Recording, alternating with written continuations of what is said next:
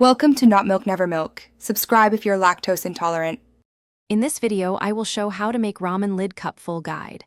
Boil water to the fill line, add seasoning, close the lid, and set a timer for 3 minutes.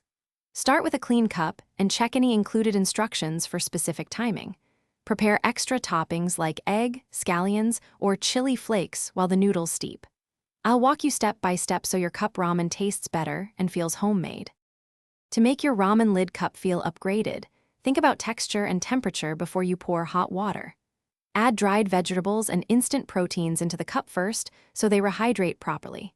Hold fresh toppings like soft-boiled eggs and herbs until after steeping to keep them vibrant and tender. Adjust seasoning slowly because many packets are salty. I'll share practical combos and mastering the lid is a small trick that makes a big difference in your ramen lid cup results.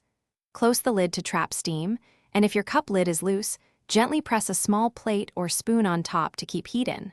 For firmer noodles, leave a small vent to release steam and check texture earlier. I'll explain how to time steeping and when to remove the lid for the best mouthfeel every time.